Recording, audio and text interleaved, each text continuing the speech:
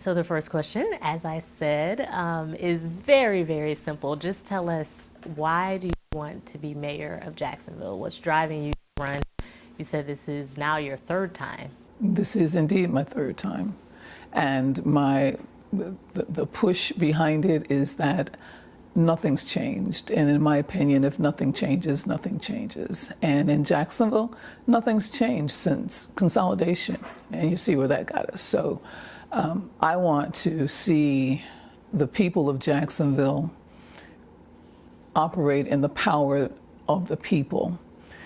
And I always say the line "for the people, by the people" is not just a line from an old document. It's the way we were designed to function. And I wish I could say that Jacksonville, that we're going back to that. But in my lifetime, I've never seen it happen. So I'd like to see the city function and see the city government function the way that it should. Yeah. I was going to say also, what sets you apart from the competitors? I have a PhD in public administration with a focus on municipal government, particularly participatory government. And a lot of people are like, I'm tired of hearing participatory government, but it's the way we are supposed to function.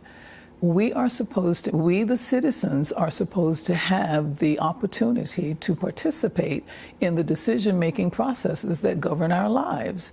And we have not been allowed or even asked. We have these little I call them pseudo town hall meetings. I see no scribes, I see nothing, and then you see no results you see no action that is evident of even having heard what the people say. Yeah, and what would you say about the state of Jacksonville as it stands? Well, Destiny, when I came back home, I graduated from Rains High when I was 16, and I was away for a few years. When I came back, I had lived in different cities, and I'm like, oh, okay, when I get back home, it's going to be, this is going to be. We had gone 10 years in the wrong direction, and we're still traveling at warp speed in the wrong direction. Can you expand upon that? Surely. Well, like I said, you don't get any participation from your constituency. You're not following the will of the people. We have a good old boy system that is so entrenched that if they're not going to, whoever they are, if they don't receive the lion's share and control, it doesn't happen here. And as a result, the whole city is suffering and stagnant. We don't have economic development. The one word that actually sums up my candidacy and will sum up my administration is equity. That's not happening here. It's one-sided. The taxation is one-sided because prices are higher on one side of town. When you take say the gas tax, gas is higher in North Jacksonville than it is anyplace else. So the people in North Jacksonville actually pay a larger piece of that pie, but we don't get a larger percentage of the return from the investment. So we're backwards at this point. If you are elected mayor of Jacksonville, what would you do in regards to climate change? How would we benefit? How would we benefit from climate change? Well, when I'm mayor of Jacksonville, I think what I would have to do first is to get the information that I need from my staff. I will have a staff that is dedicated to finding out the best way for us to act for resiliency and those sorts of things, and then implement my plan based on the data that I get. Okay. Dr. Allen, who should pay for that $600+ million in stadium renovations to the TIAA Bank Field? I'm not sure that it should go forward. And my reason for that is I believe, again, in data. I'd have to see what the return on the investment is and whether or not it's something that Jacksonville will receive a return of investment that's beneficial to the people of Jacksonville. I'm all about the people. I've tagged myself the people's mayor. And that's not just a tagline. That is what I believe. And I believe that we need to be considered. The citizens of Jacksonville need to be considered in all of the decisions that are made. And we need to know that's going to benefit, that the benefits of having the increased size and whatever it is that they're wanting to do for that price tag, that somehow it's going to trickle down to our tables or to our businesses. Our small businesses don't even reap the benefit of the presence of the Jaguars. Yeah. As I'm driving around town here in Jacksonville, I'm seeing a lot of development. I'm seeing construction zones everywhere you look. What do you think is the biggest infrastructure need right here in town in Jacksonville?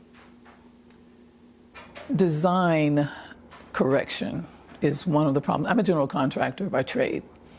One of the problems that we have is the way we go at our construction. Infrastructure, and I know some of the builders would not agree because of the cost that they would incur doing it the correct way. But infrastructure comes first, and some of that cost has to be dealt with from the builder's standpoint.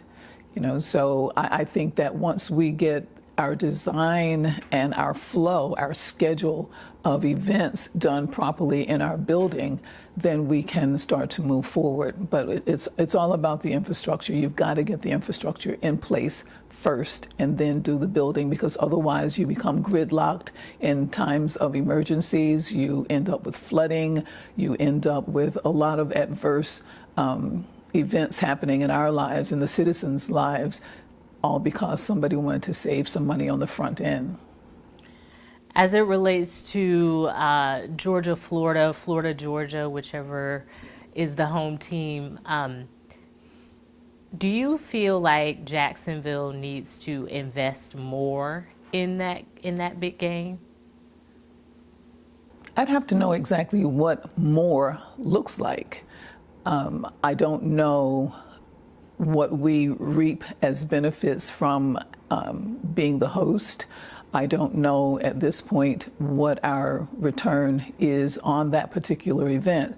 So it's hard for me to say that I would or would not expend any more funds toward it. I'd have to know exactly where we are in the game. Dr. Allen, we all know that Jacksonville has an affordable housing problem, if you will. What do you plan to do to tackle that? The country has affordable housing issues, so we're not in it, alone. One of the things that I think needs to happen is all of the players have to come together, and we need to come. And when I say the players, I mean the commercial rental industry that has so much property here in Jacksonville. They're driving up the rate at a rapid rate and making it's not competitive for local landlords. So I believe that, again, dealing with equity, we've got to bring all of them to the table.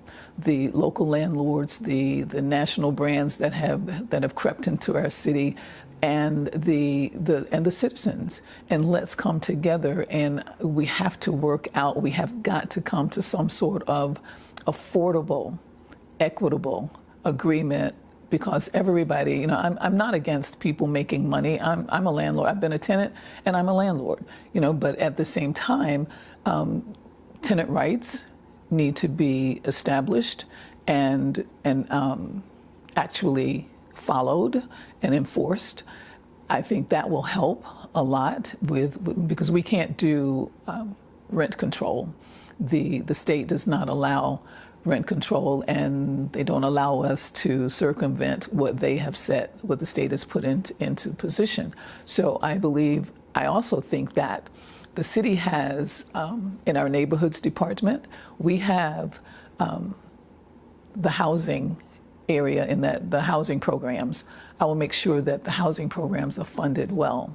And I think we could even look at stepping outside of the box a bit not just with mortgage assistance, down payment assistance, but possibly looking at some rental assistance, because I don't think anybody's doing that. And I am big on looking around and finding out how other cities, because as I started out, we're not the only ones. The whole country is dealing with it in some way, shape, form, or fashion. So I'm big on looking at other areas and seeing how they are being successful.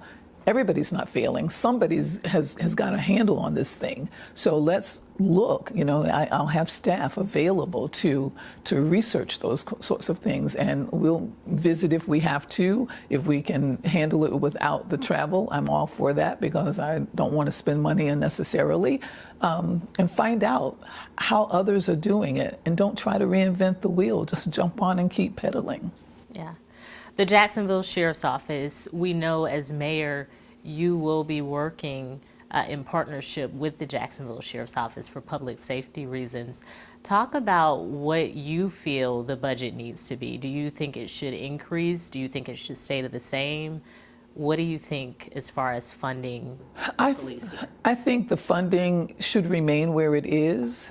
I would work very closely with the sheriff to talk about what's called rebudgeting. That's where you go into your budget at least once in the midterm and find out whether or not the dollars that are allocated for specific areas are actually giving you the results that you had hoped for.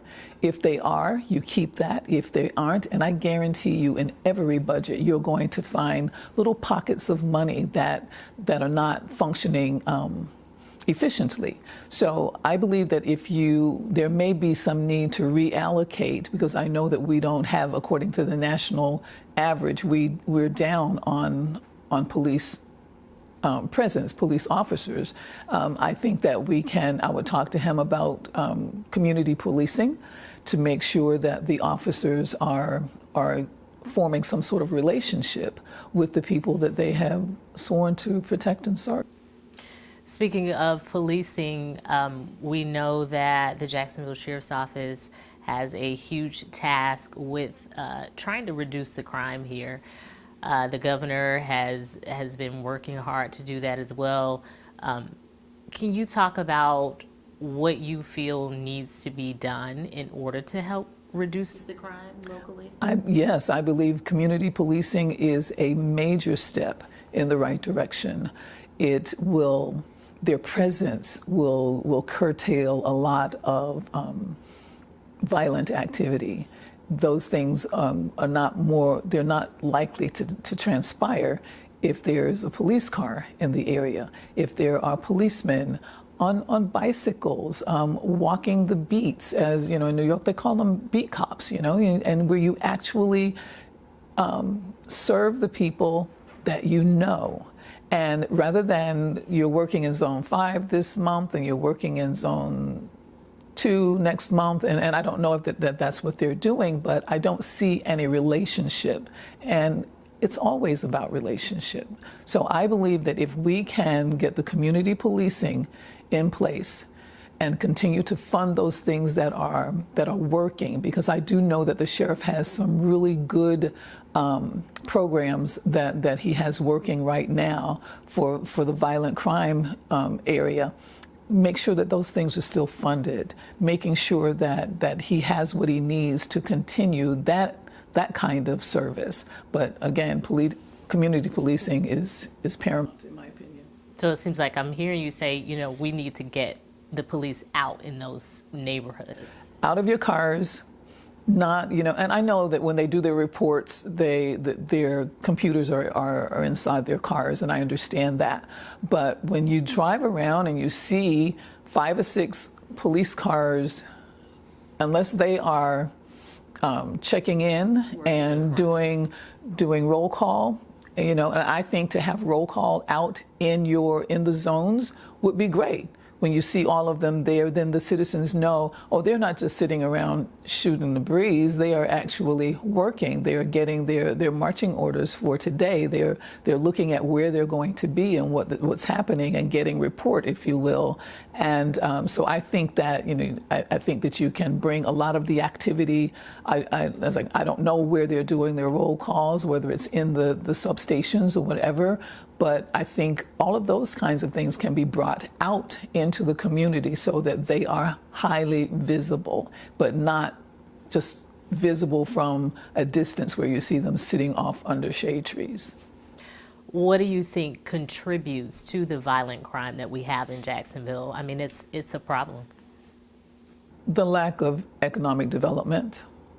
I believe that economic development curtails crime. I believe that a living wage, high wage paying jobs can be a deterrent. And I think that the programs that I know of, the Stop the Violence, programs that the sheriff has in place right now, I think those things will continue to work well for us. So, Dr. Allen, do you believe that politics are dividing us? And if so, how could we reunite, if you will? And would you do any bashing during this campaign season? I believe, first off, that the party system has failed us because the parties are more involved with advancing the agenda of the party, as opposed to, and that agenda has nothing to do with what's best for the people. So I don't believe that you can actually serve the party well and serve the people well, because no man can serve two masters. So I believe that the division comes in because each party is fighting for its own agenda. And when that happens, we're the people in the middle of that. And as for bashing, that's not my style. I won't spend any energy on anybody else. Why not? Why would I? That, first off, that's ungodly. That's not something that, you plant apple seeds, you get apples. So why would I dare plant seeds of discord with anyone? That stuff comes back to haunt you. And that's just not who I am. Do you believe that we should build up on flood-prone areas and flood-prone properties? I think we have to find out what the problem is, what's causing the flooding. If it's because, there are some areas we have allowed, and this is a land use and zoning issue, we have allowed big industry warehousers to come in and build actually on some of the wetlands. And now we have people over in the Armsdale area with $400,000, $500,000, $600,000 homes that, because they did not do it with the proper lines for drainage, all of a sudden now their property is being flooded. So you have to know, first off, you've got to go by what the St. Johns River Water Management District rules, regulation, the Corps of Engineers, making sure that these areas can be built upon. When you ignore that, then you create problems. My last question for you, the Confederate monuments, how do you feel about them? In my opinion, the monuments are a part of our history, just as slavery is a part of our history. Slavery is not being flaunted in the face of anyone on the corners downtown, and I don't think that the Confederate monuments should be.